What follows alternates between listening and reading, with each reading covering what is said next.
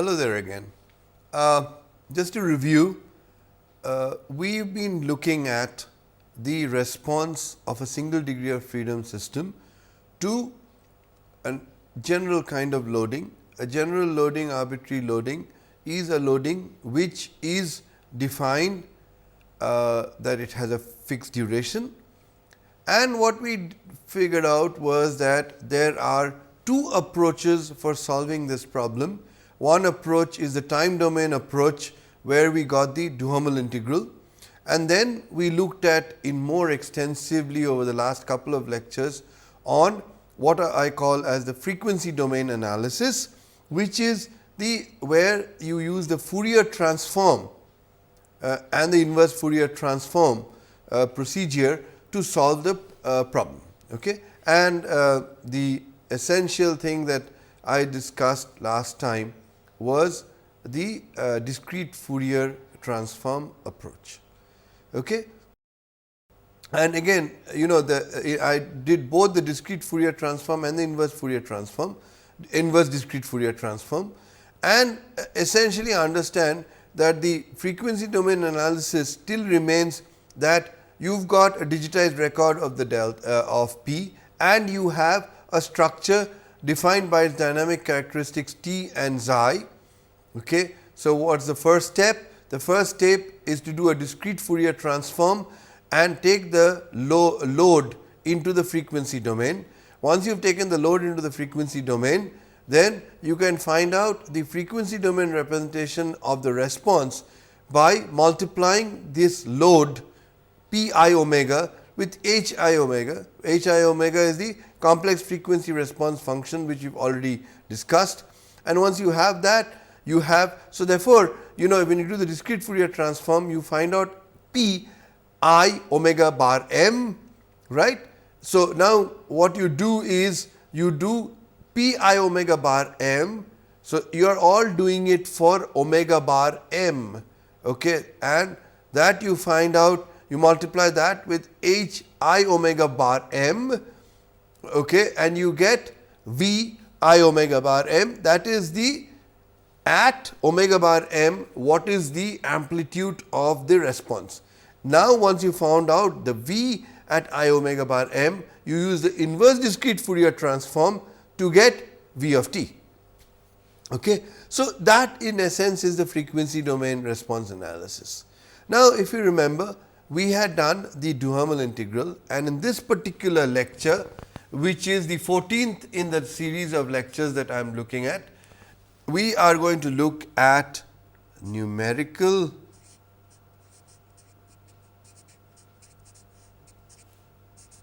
analysis of response of single degree of freedom structure, and I am going to look at time domain approaches. Okay. I am going to look at the time domain approaches today. So, let us look at this. What are the specific thing? I will start off with the classical Duhamel integral approach, and let me rewrite this.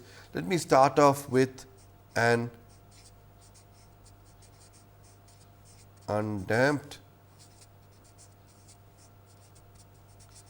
system, and we know that v of t is equal to 1 upon m. Assumption at rest, which is typically before you have a load, the structure is always at rest. So, the Duhamel integral for the undamped system is p of tau sin omega t minus tau d tau. This is the Duhamel integral approach. We have already derived this. Now, if I want to look at this, let me look at this. I am going to rewrite this. I can rewrite this in the following format. I can rewrite this, and you know, sin omega bar t minus, so that part becomes sin omega bar t cosine omega bar t minus sin omega cosine omega bar t. So, basically then this becomes, okay, I'll call this as a of t into sin omega t plus b of t, and I'll just mark them in this way, cosine of bar t, and since this is minus, okay, what happens is becomes sine cosine and then it becomes minus. So, I'll make that as minus, okay, keep the minus in here, and then if I look at this, a bar of t becomes 1 upon m omega 0 to t. Now, let us look at, if I take sin omega t out, what do I have inside? Inside I have cosine omega tau, right, sin omega t cosine omega tau. So, then this becomes p of tau cosine of omega tau d tau.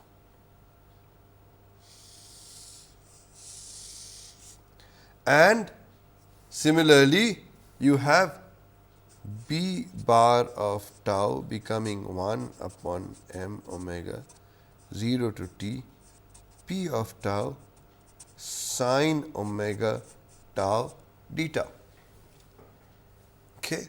So, in other words, these terms, if you look at them, they are just a function of tau. This is also a function of tau, and v of t becomes this. So, if I can derive these two terms in using any numerical integration scheme, I will have found out the solution.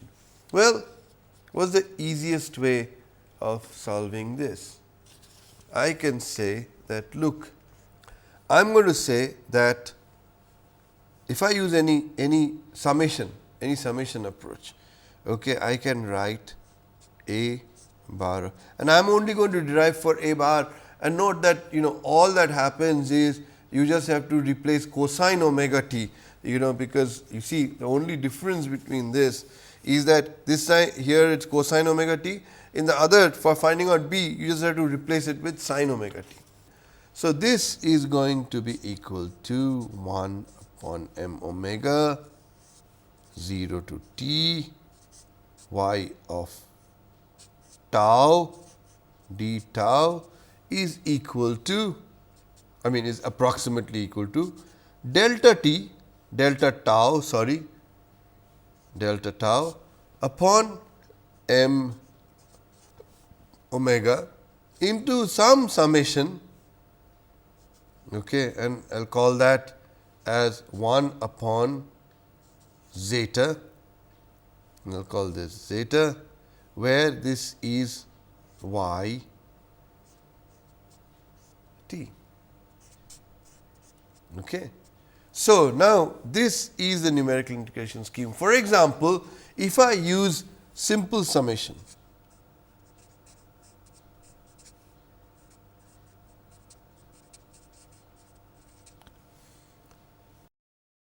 this simple summation is where zeta equal to 1.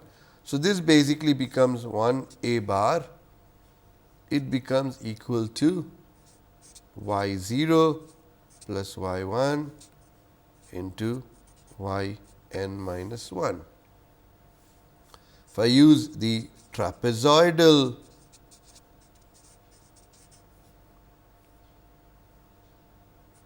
rule, okay, where xi is equal to 2, then 2 a prime is given by y 0 plus 2 y 1 plus 2 y 2 plus 2 y n minus 1 plus y n.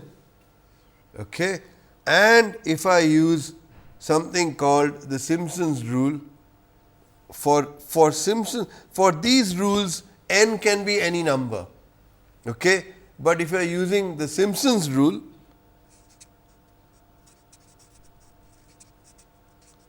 which is actually xi equal to 3, okay, 3 a prime t is equal to y 0 plus 4 y 1 plus 2 y 2 plus 4 y n minus 1 plus y n, where in this particular case n is even by definition.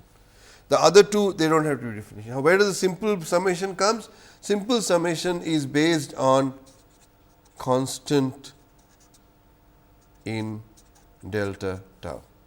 This is linear in delta tau, and this is slightly more complicated. Simpson's rule is based on a cubic spline. Okay? So that these are how the rules come. Once you have these rules, then using these rules, how do I make the Duhamel integral come out? Well, a bar of t, if you look at it, what is the a bar of t? Let us just look at a bar of t. A bar of t is by definition delta tau upon m omega into p tau cosine omega tau, 1 upon m omega into d tau. So, this then I am going to make it into where y of tau basically becomes p of tau cosine omega of tau. That is all that I have. So, essentially it becomes the following. I have, if I use Simpson's rule, then this is the term that I plug into y 0. So, this basically then it becomes p 0, right. So, the first term y 0 becomes cosine omega 0. So, that is equal to p 0. The next term is equal to cosine into omega bar. Okay. So, this basically then becomes what? It becomes cosine omega into delta tau. So, that is how this entire, this is p of delta tau cosine omega t. So, this is y 0, this is y 1, and in this fashion you can continue calculating and using any of the rules that you require to do it. That is all there is to it. This is of course for a bar. Similarly, b bar is going to be equal to p 0 into sine omega 0, that is going to be 0. Okay. For b 0, this is your y 0, and y 1 will be equal to p at delta t sine omega delta, where of course, what is omega? Omega is nothing but 2 pi upon t. Okay. So, this is how the entire thing becomes. So, that is as far as the undamped system response, the numerical integration of the Duhamel integral for the undamped system. Similarly, if we rewrite the response of the undamped system, okay, what do you get then? You get the following thing. So, if I have the damped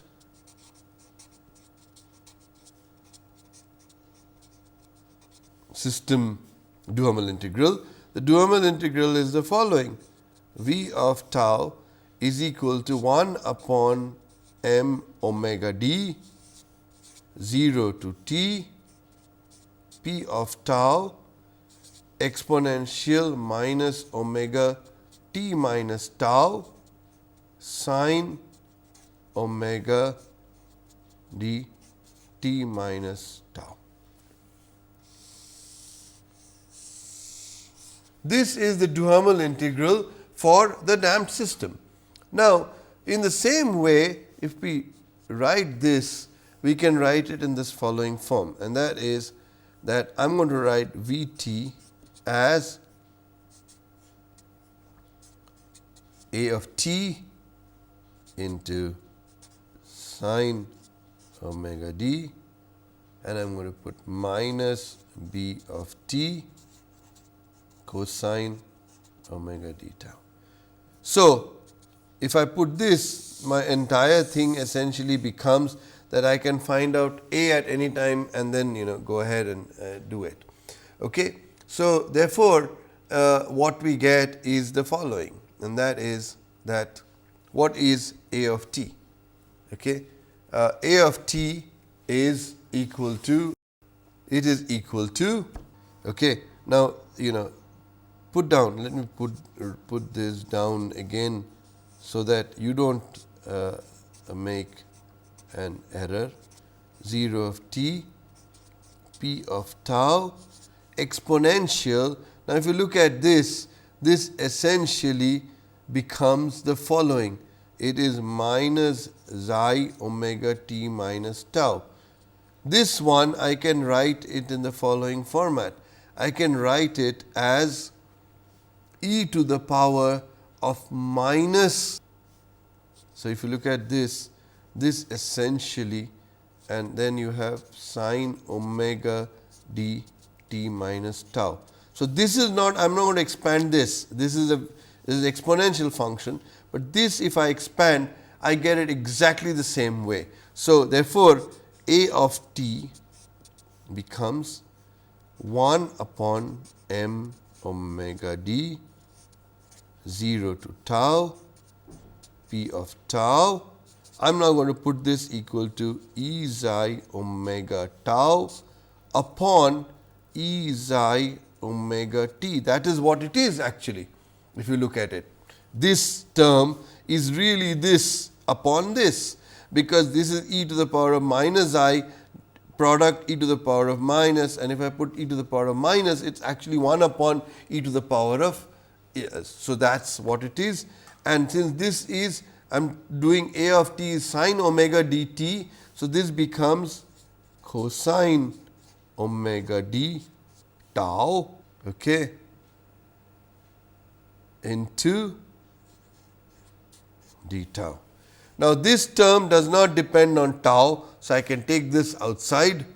Okay. So, what I have essentially is that this term goes out here and it becomes e to the power, I mean I can put this e to the power of minus xi omega bar t upon m d into p t e to the power of omega bar t cosine omega. So, essentially for y of tau essentially becomes p of tau e to the power of xi omega tau and cosine omega d.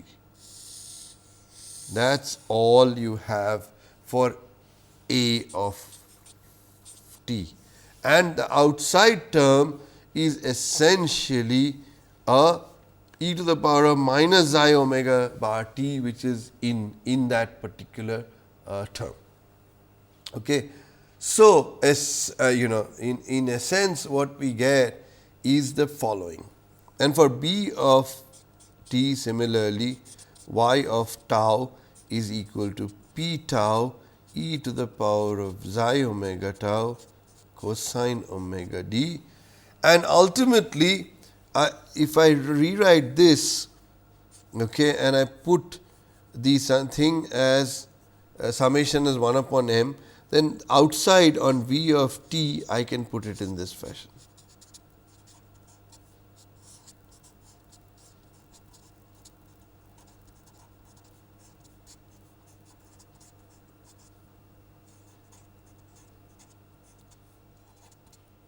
This is minus. Okay. So, this if I do, that e to the power of minus xi omega t which I get over here will go outside. okay, and then A of t basically becomes 1 upon m omega t into p tau e to the power of minus cosine. So, that is a simple one. Okay. And this of course, you can always derive using any of the rules that we have already talked about. Okay. So, so much for your this thing. So, essentially one approach is in the time domain approach is to essentially look at the Duhamel integral. Both, I mean, and here I have specifically listed out the Duhamel integral for the undamped and damped, and all that happens is that between the damped and undamped system is that the y of t, which is the term that is like the function that is being integrated, okay, essentially becomes if it is for the sin omega t function, the a which is in front of sin omega bar t, that part essentially is becomes then y of t becomes p of tau cosine omega d tau. Okay, there is an exponential xi omega tau, that's the term that is for a damped, and when xi goes to 0, this becomes p of tau into cosine omega tau.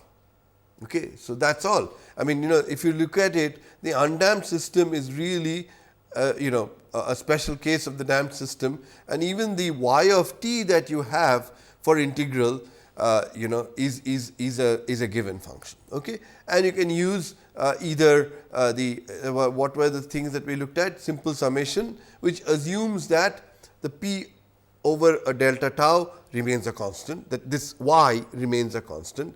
So, that is why it is all done on the basis of y0 constant, then rectangle y into delta t plus then the next one y1.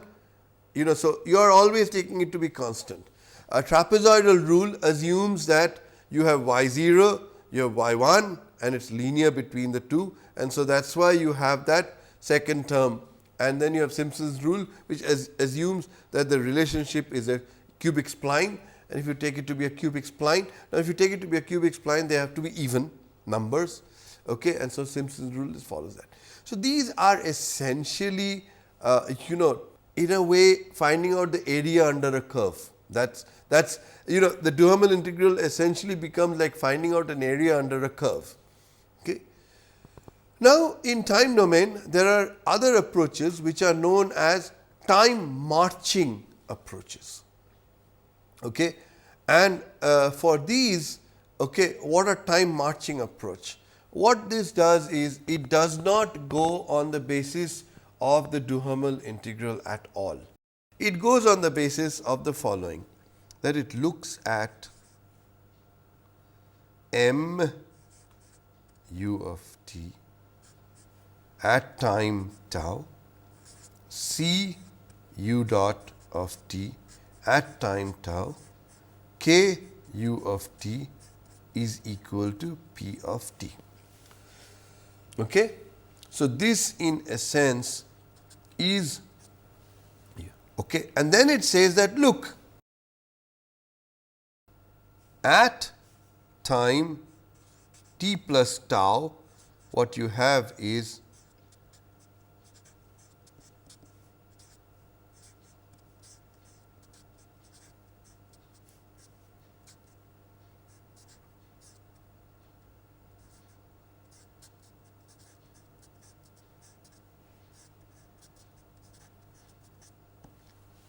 okay. So, this approach is a classical. Note that I am not actually trying to find out the Duhamel integral at all. What I am going to do is I am going to take the original equation of motion, okay, and I am going to develop what are known as time marching scheme. In other words, I am given, what am I given? I am given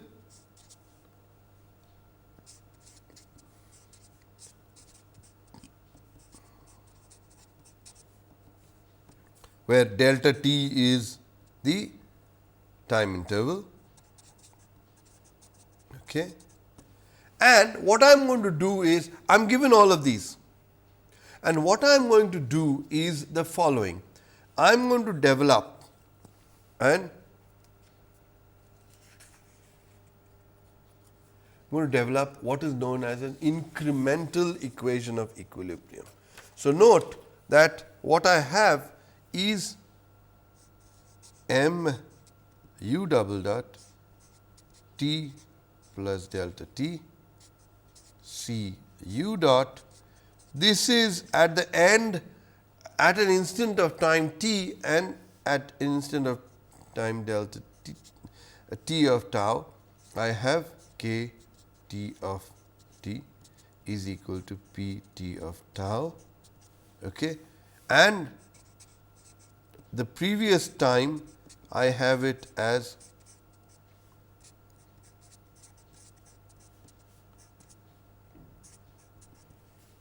so if I look at it, this minus this gives me what? It gives me delta p t.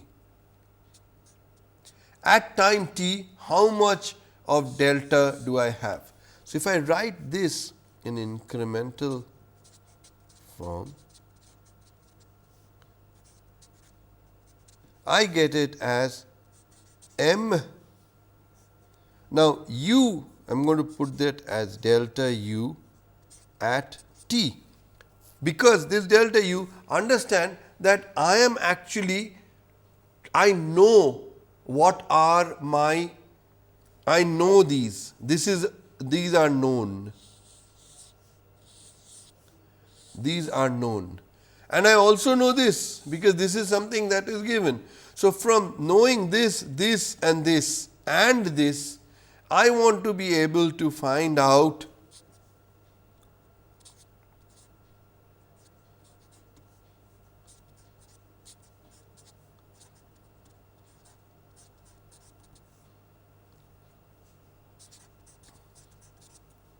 I want to be able to find these out, knowing these. So, my problem becomes knowing these and this.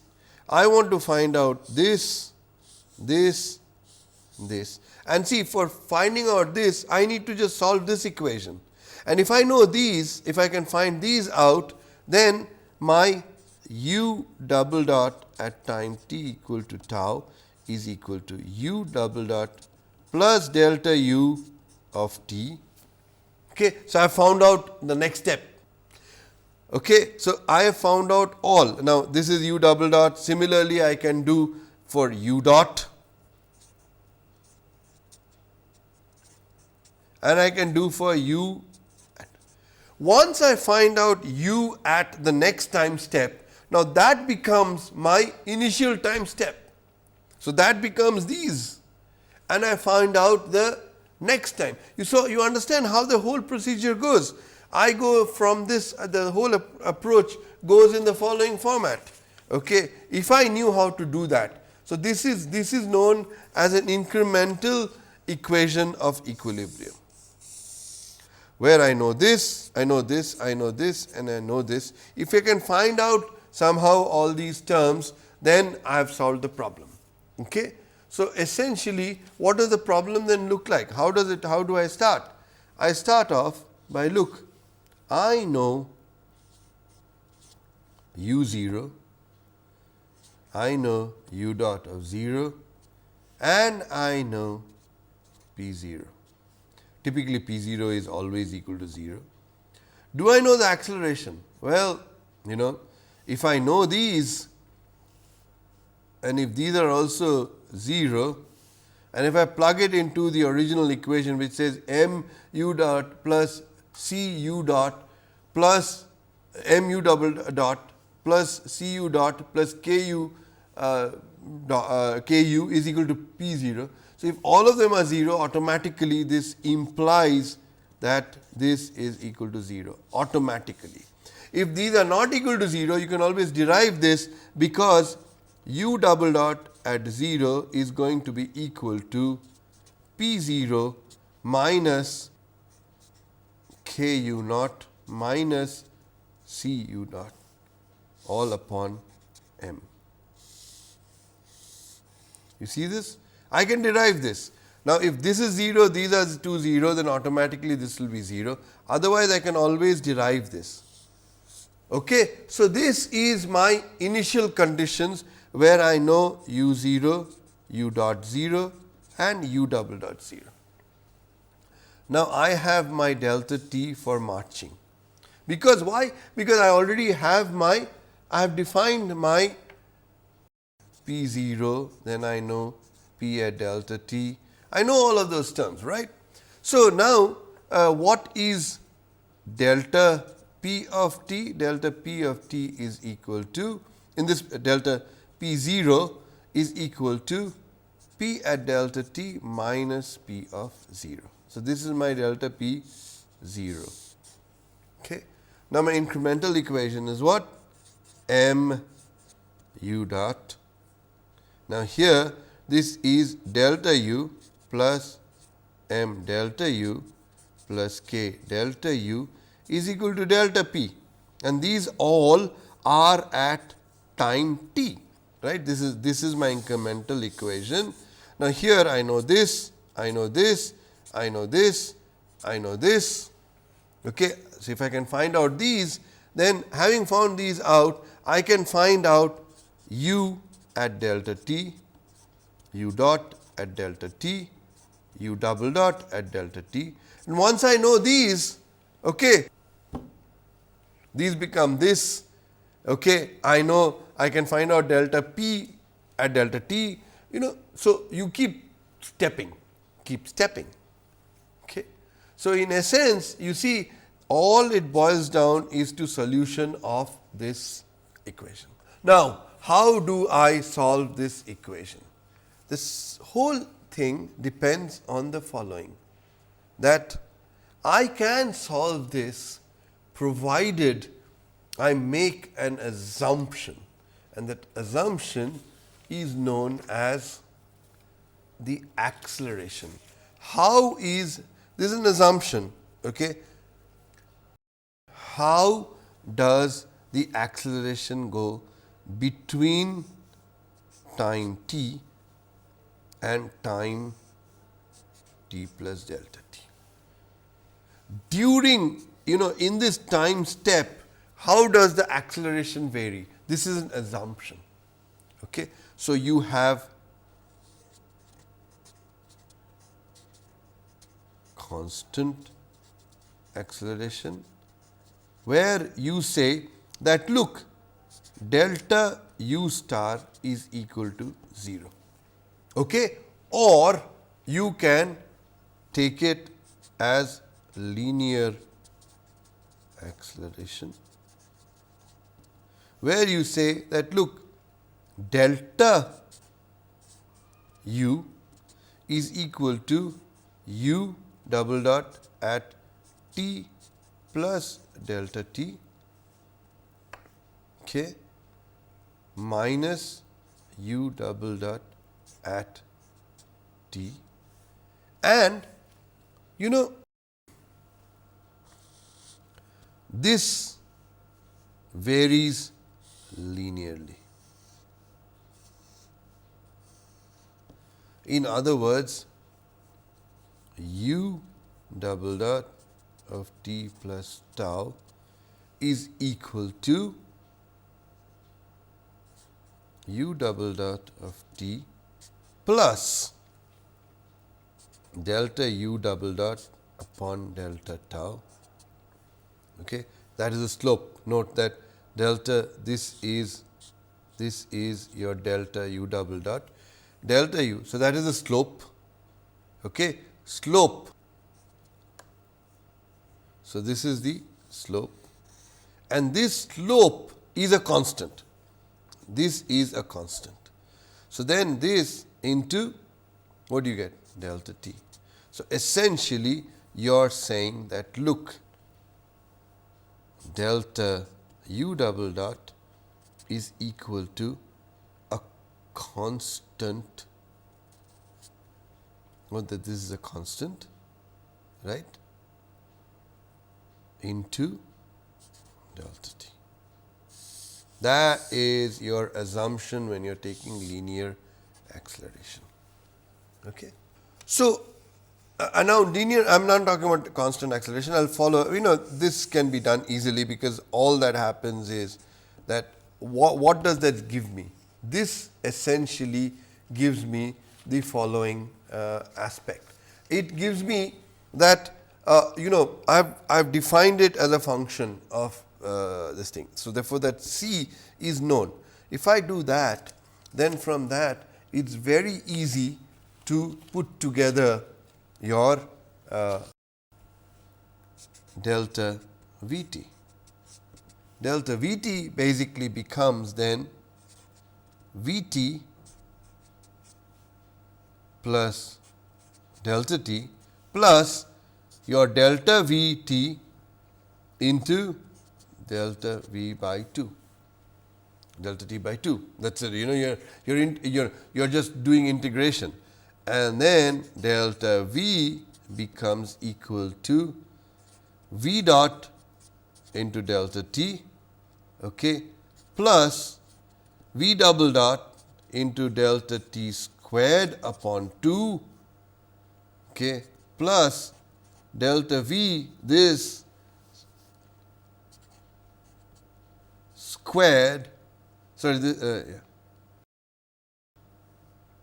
upon 6. Okay. So, this term squared becomes, and this term then becomes upon 6. Okay. This is essentially nothing but an integration. Okay. What we are saying is, linear acceleration means V of t is in this part a V double dot is a function of delta V in delta t upon dt. Once you do that, that is how you get these two functions. Okay. So, if you rewrite this, we get the following, and that is I want delta V of t as my basic function. Okay, it's a basic variable. Delta V of t is my basic variable, because understand that I know displacement, okay, and I want to find out the displacement at a particular point. All that velocity and acceleration are only to solve my problem. Okay. Essentially, I have this displacement, I go to this displacement.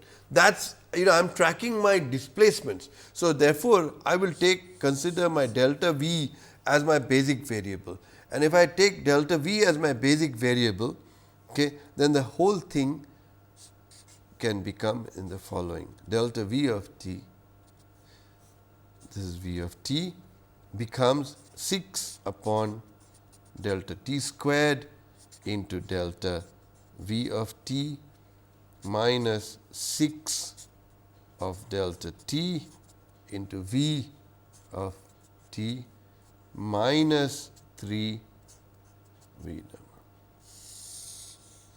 This is for delta V, and delta V t becomes equal to 3 upon delta V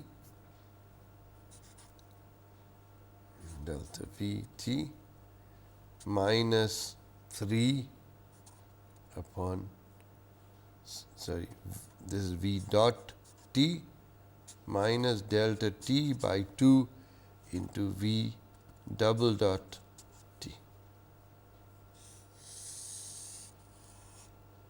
This is delta V. This is what I get. This is V dot, mind you, V dot. This is V dot. This is V double dot, the acceleration. Okay. This is what we get. And so, therefore, if I substitute this into that original equation, what do I get? I get the following terms. Okay. I get the term to be equal to, now I am going to substitute these values that I have computed into the original incremental equation, and my incremental equation was what? M into delta V. So, I am going to delta V double prime. So, I am going to substitute for that. So, this becomes 6 delta t squared into delta v minus 6 upon delta v dot at time t, this is also at time t, minus 3 into delta v at time t. Okay. Then plus c into, now I am going to put delta v naught. So, that is equal to del 3 into delta v at t minus 3 v dot of t minus delta by 2 v double dot of t plus k delta u is equal to delta p. Okay.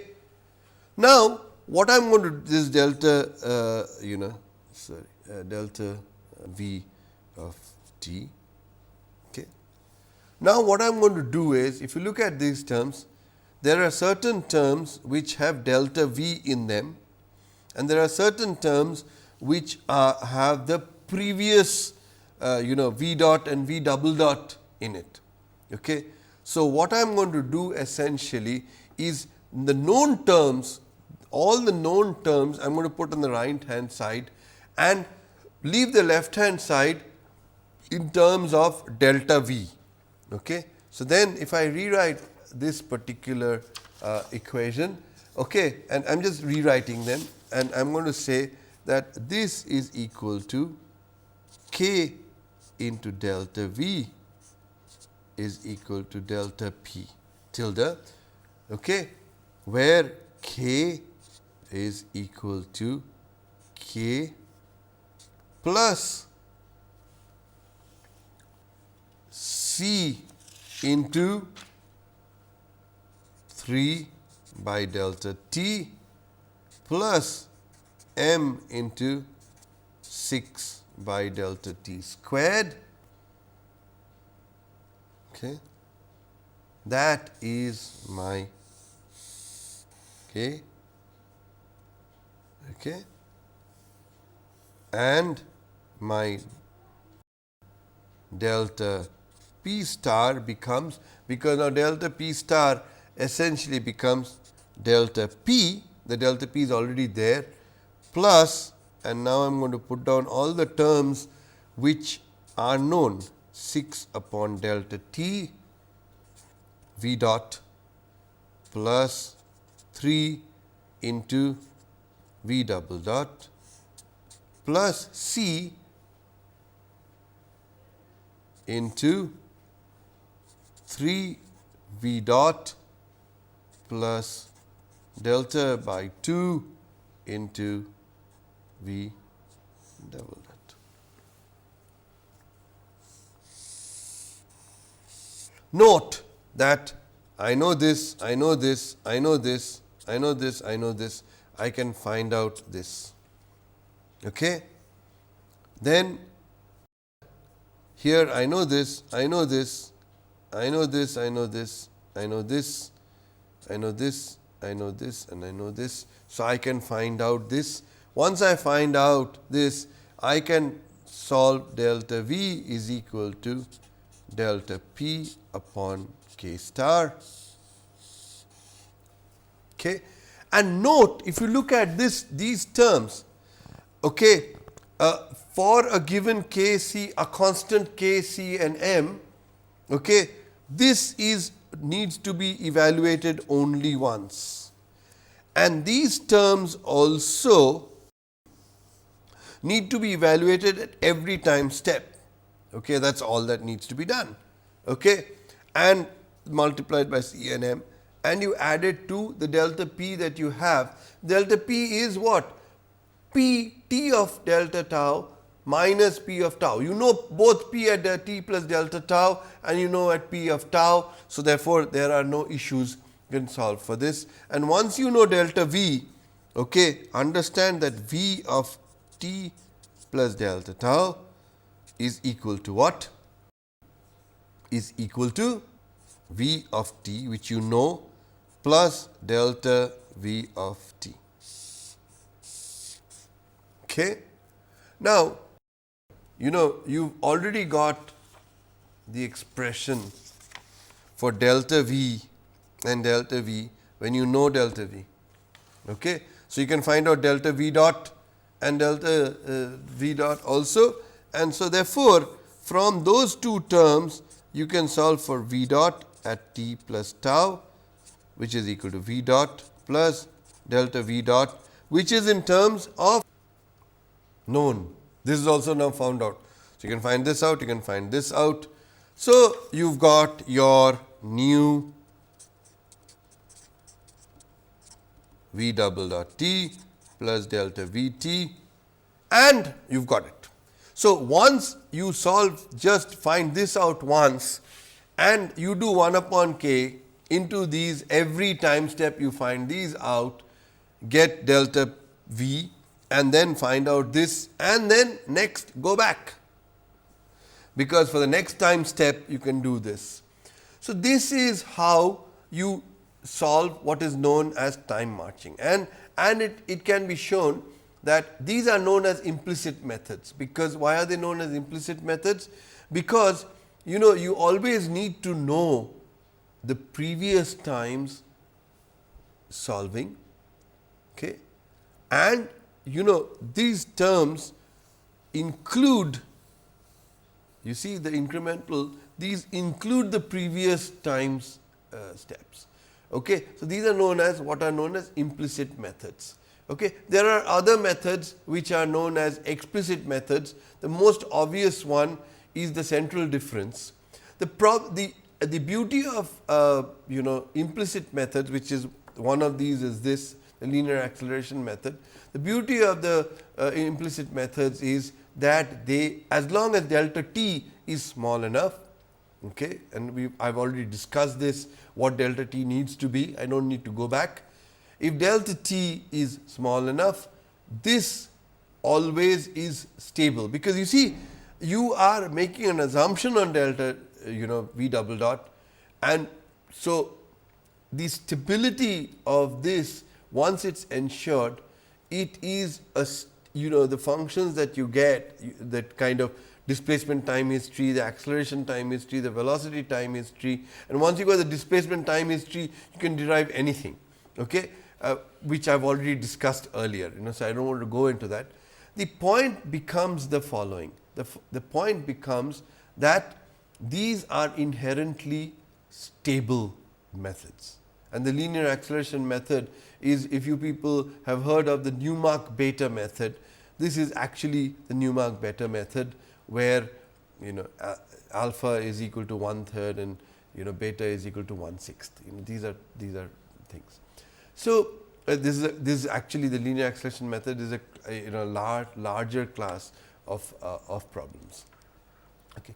But the essential point then becomes the following, that these are, you have to ensure that these are stable methods, and the stability of a linear acceleration, implicit methods are inherently stable as long as you keep delta t to be sufficiently small. Okay. The problem with explicit methods is, even if you have delta t small, okay, because of certain assumptions, you know, they can actually diverge. You know, I mean, stable means you converge to a solution. Okay. So, that is why these methods are good. There is also another important point, and that is that this method, okay, remember that the frequency domain approach is based on for linear systems. Okay. The advantage of this is that this is also valid for nonlinear systems.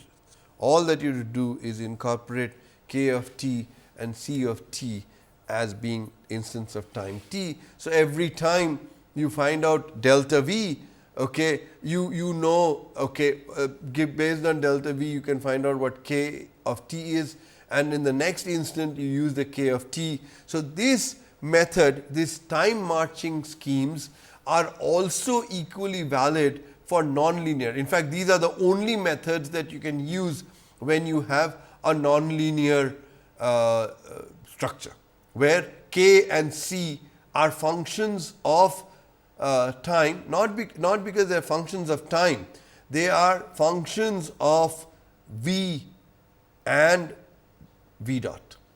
So, therefore, so every time you find out delta v, okay, you find out the next v, the next v, what k is, and for the next step you use that k, and so then you can you can converge to a solution. Of course, when you have nonlinear, your delta t becomes much smaller, because if your delta v is too large, okay, then you might have stability problems in those kinds of situations. Okay. So, essentially, to revisit the kind of problems that I have done in this lecture, I have looked at Duhamel integral, okay, and I have shown that you can actually numerically integrate a integral. You can numerically integrate integral using standard simple summation, trapezoidal, Simpson's rule, Gauss quadrature. I am not listed out the Gauss quadrature. You can use any of these methods to solve the problem. But that is based on Duhamel integral. So both damped and undamped, I evaluated it and shown that it really is the same. Next, what we did was we completely did not look at Duhamel integral. Duhamel integral is based on linear system. Okay. Then we developed a method which we initially developed for a linear system, but and then we showed that this is based on incremental equation of equilibrium, and finding out the incremental change in the displacement, velocity and acceleration, and proceeding in a time marching scheme. You start from 0, go to delta t, you keep marching in time. Okay. And there are methods which are explicit, implicit. I specifically looked at an implicit method and specifically looked at the linear acceleration and developed equations for solving. And then the advantage of the time marching schemes is that it does not depend, linearity is not an assumption. You can have nonlinearity built into the time marching schemes. Okay. I think that is all I have, and I am done with the numerical analysis for single degree of freedom structures. Next time, I will start with a specific kind of load. I will introduce you to something called earthquake load. In fact, it is interesting that entire field of structural dynamics became very, very important once earthquake engineering developed. Okay. So, that is why we are going to look at the earthquake load as a specific kind of load in the next lecture. Thank you very much. See you next time.